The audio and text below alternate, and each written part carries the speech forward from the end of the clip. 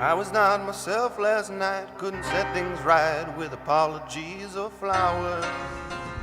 Hey, it's me, your boy, Auteur Deluxe. Today we're going to do Phantom of the Paradise. This is one of my all-time favorite movies. I saw it for the first time in 2014, 2013, 2014, I think, one of them. I was watching movies and I decided, hey, I don't really know if I hate musicals, because all I'd really seen is Moulin Rouge, and I knew I hated that. But I wanted to double check. I think it's important to do that, like with different genres and different authors and filmmakers. Just make sure.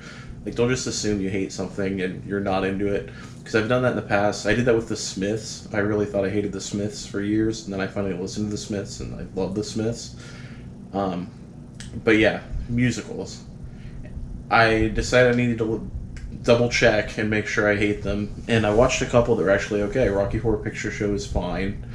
Little Shop of Horrors is fine, but Phantom of the Paradise is incredible. It's amazing, and it's not really a musical, it's more of like a rock opera, but that being said, it is amazing, and we're going to discuss it today on Auteur Deluxe.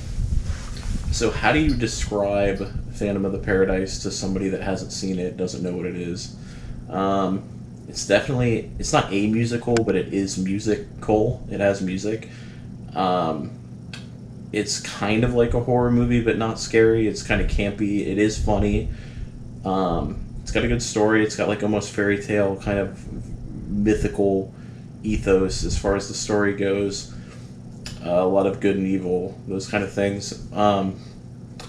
It's just fun. This movie's very fun. It came out in 1974, directed by Brian De Palma. Paul Williams did all the music, starring Jessica Harper, William Finlay, and Paul Williams himself as Swan, the record producer. And the story is basically Swan is he's like a David Geffen-esque, like almost evil record executive mogul in the 70s. Opening a club called The Paradise. He needs music for his opening. He hears Winslow Leach, lowly, kind of up-and-coming songwriter, and he decides, I need that music, I need someone to sing that music, but not this guy, this guy's trash. So he kind of swindles Winslow into signing over the rights for his music. In the process, Winslow finds out that he kind of got swindled, and Winslow kind of finds out that he got swindled and tries to chase down Swan, ends up getting his head stuck in a record press, and becomes the Phantom of the Paradise. So what makes Phantom of the Paradise so good, in my opinion, is it's in good hands. We have Brian De Palma directing, who I think of when I think of an auteur director, who has their very specific style, their very specific kind of signatures. And he is subversive. He's a highly subversive filmmaker. And when you're watching Phantom of the Paradise, this comes up immediately. You're watching the Juicy Fruits, this like 50s kind of pop band, rockabilly, whatever, 50s soda pop jerk shop band. I don't know, can you tell I'm not into that? One of those bands, but slowly but surely you realize the song is about a suicide, which is subversive. He's subverting the 50s do-gooder Eddie Haskell type thing. And aside from Brian De Palma, you have Paul Williams, who wrote all the music for this movie. And when you recruit someone like Paul Williams for a movie like this, it guarantees the songs are going to be good. And the songs are really good. They're like hooks on hooks. It's like almost power pop level of saccharine sweet pop songs. Another thing that makes this movie really special is it looks fantastic. The colors pop off the screen. The costume design is incredible. The Phantom's outfit is actually what made me want to see the movie. The Phantom's helmet is what inspired Daft Punk for their whole aesthetic. And there's just so many memorable shots in this movie. There's the Phantom running down the hallway in the Death Records executive office. The Phantom in his studio, just in pain, trying to sing with his new shitty voice box. There's that mirror shot. There's a really incredible mirror shot. There's him on the pulley.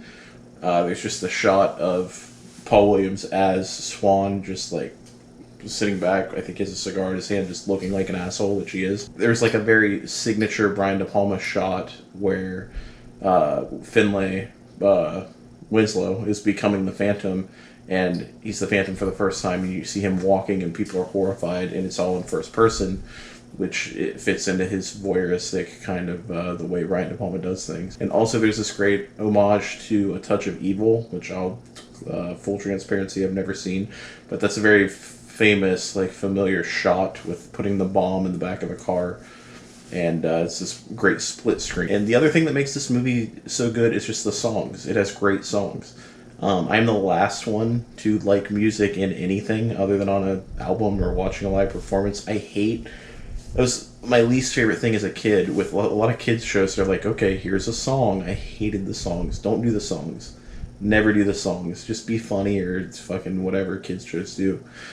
But I always hated the songs. But for whatever reason, I know the reason, because Paul Williams is a great songwriter, and he wrote and composed great songs for this movie. I listen to the soundtrack all the time. It's probably my favorite. I don't know if it was an original soundtrack versus a score versus original music. This is definitely my favorite original music from any film. It's one of those soundtracks where I find myself skipping ahead because I can't wait to hear a song, and then immediately skipping back because I love the song that I just skipped. This movie reminds me of when you see a movie when you're a kid, and you're in the car with your mom or dad on the way home, and you're saying, oh no, wait, this is my favorite part. Oh no, you know what, this is my favorite part. And every 3 seconds you have a new favorite part.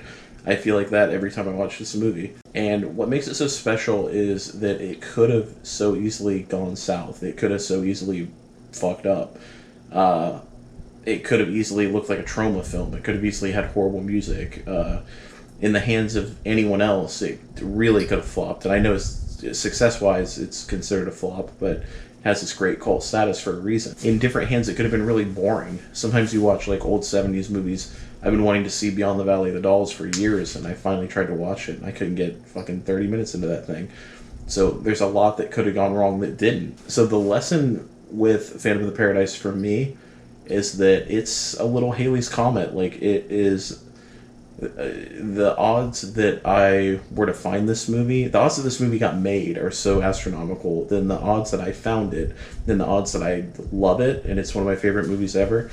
It's just a real lesson to me of not leaving any stone unturned. You need to double check, make sure, okay, I don't like this band, let me make sure I don't like this band. I don't like this film, I don't like this director, I don't like this author, let me double check, because you might miss something, which is scary because there's streaming services and literally infinite amounts of things to get into. But double check, you might miss something. I don't know if that's a good point, but that's it. Go see Phantom of the Paradise, please. Watch a clip of one of the songs. If you don't like it, you can unsubscribe. Alright, thanks.